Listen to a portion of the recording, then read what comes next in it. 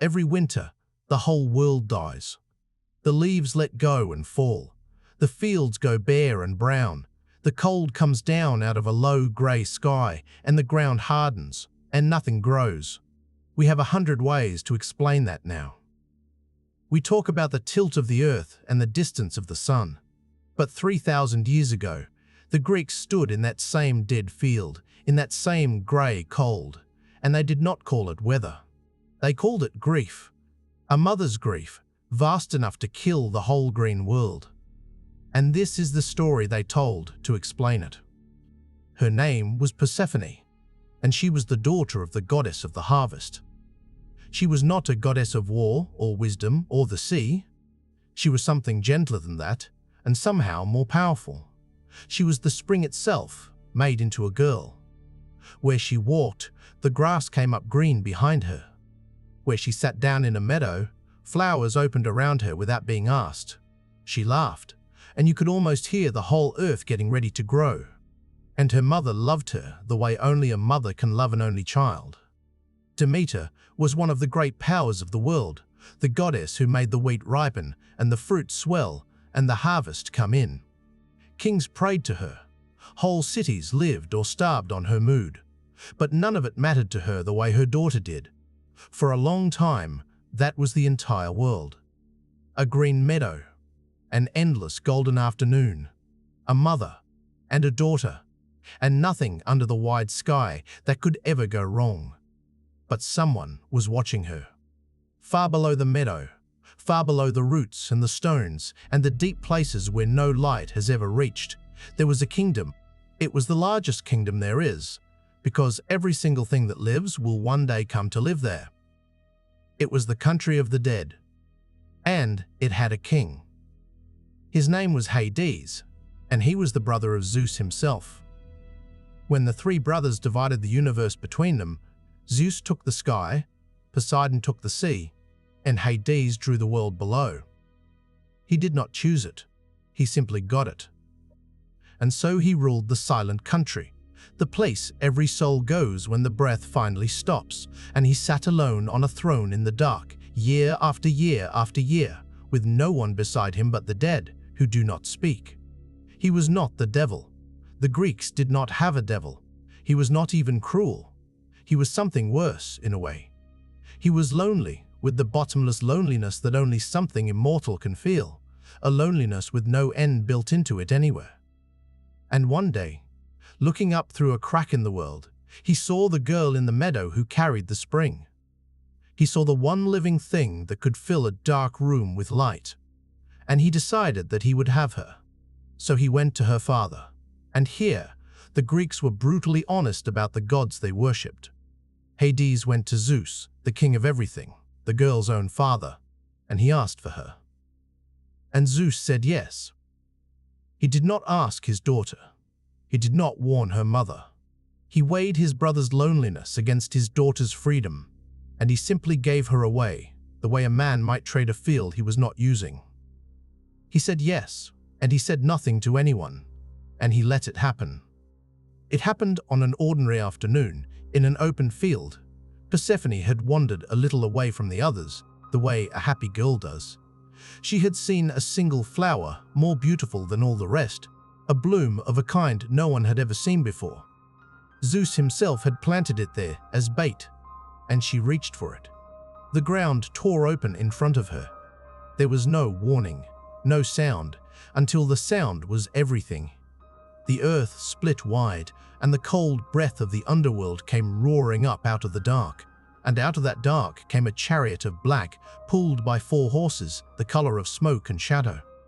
And the Lord of the Dead reached down with both arms and seized her, and pulled her up into the chariot, and turned the horses back down into the pit. And the ground closed over them, soft and green again, as if it had never opened at all. As if nothing had happened. As if there had never been a girl there reaching for a flower. She screamed for her mother the whole way down. Her voice echoed off the roof of the world. But by the time Demeter turned around, the meadow was empty, and the flower was gone, and there was nothing left to hear. When Demeter understood that her daughter was gone, Something broke in her that does not break in mortals, because mortals do not have the strength to grieve the way a god can grieve. She did not weep quietly and move on. She lit 2 torches from the fires of a burning mountain, and she began to walk. She crossed every land. She crossed every sea. For 9 days and 9 nights, she did not eat, she did not drink, she did not sleep, she did not stop.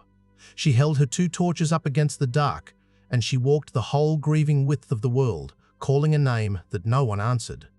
It was the goddess Hecate, who keeps the crossroads and the doorways and the dark places between, who finally came to her. Hecate had heard the scream. She had not seen who took the girl, but she had heard her cry out, and she led the broken mother to the one who sees everything the sun touches. They went together to Helios, the sun, who looks down on all the world by day. And the sun told her the truth. Your daughter is below. Your brother took her with your husband's blessing. She is the queen of the dead now. And Demeter stopped walking. And the grief turned into something colder and harder and far more dangerous. She was the goddess of the harvest. The whole living world depended on her, and she stopped caring whether it lived. She walked away from Olympus. She put off her glory and took the shape of an old woman, grey and bent, and she sat down in the dust by a well in a town called Eleusis, and she would not get up. And while she sat there in her grief, the earth began to die. The wheat withered in the ground. The seeds that were planted simply lay there and rotted and did not rise. The cattle starved in the brown fields. And then, behind the cattle, the people began to starve. The whole great machine of the living world ground slowly to a halt, and the smoke stopped rising from the altars because there was no one left with the strength or the wheat to make an offering. Let it all die, Demeter said to anyone who came near. Let every green thing go down into the dark with my daughter. Give her back to me, or watch the world end. High on Olympus, Zeus finally understood what his single careless yes had set in motion. If the harvest goddess never relented, there would soon be no mortals left at all. And a god with no one to worship him is a very small thing. So at last, he sent his swift messenger down through the cracks of the world, down into the kingdom of the dead, with a command even the lord of that kingdom could not refuse. Let the girl go home. And down in the silent country, on his dark throne, Hades heard the command. And he did not rage. He did not refuse. He had had his queen beside him for a season, and he had seen, perhaps, that you cannot truly keep a living spring locked underground forever. He turned to Persephone, and he agreed to send her back up into the light, into her mother's arms. But first, he offered her something to eat. It was a small thing. A pomegranate split open, the seeds inside it glistening, red and sweet. After so long in the dark, with no food and no warmth, she took a few of the seeds. She ate them. 6 small seeds. Maybe she was simply starving. Maybe she did not know the oldest rule of the dead. Or maybe, after a whole season on a throne in the dark, some part of the girl had already begun to belong there in a way she could not yet say out loud.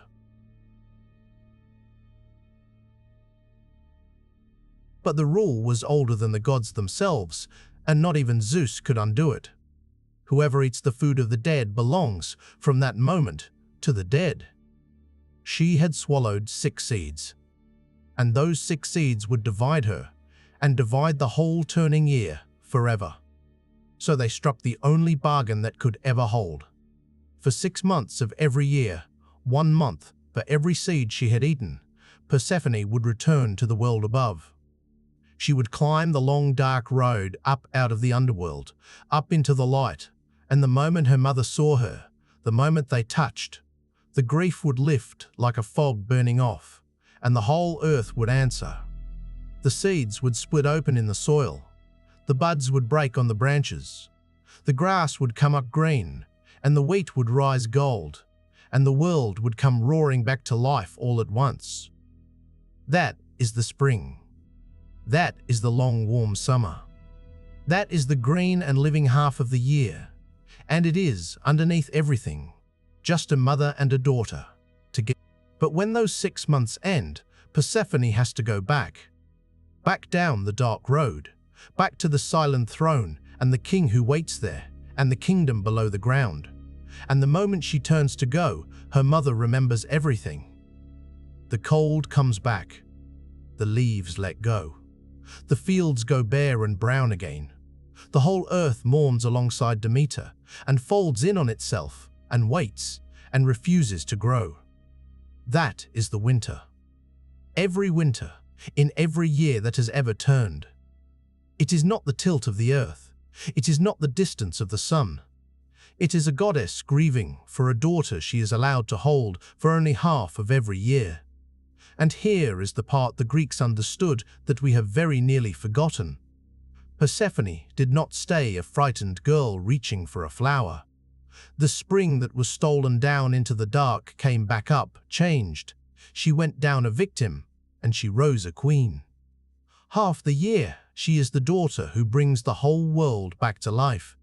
And the other half, she sits crowned on the throne in the deepest dark, beside the Lord of the Dead, and she rules the one country every single one of us will one day enter. The dead themselves feared to say her name out loud. She is the only figure in all of Greek myth who truly lives in both worlds. The light and the dark.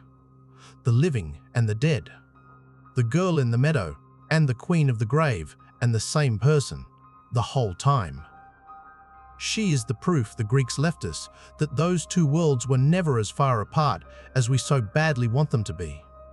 So the next time the cold comes down and the last leaf lets go, and the whole world goes grey and bare and silent around you, remember what those people 3,000 years ago were really trying to say. The winter is not empty. It is someone waiting. And the spring is not a season at all. It is a door opening, and it is someone you love coming home. This is Pantheon X, where we tell the oldest stories the world ever dared to tell.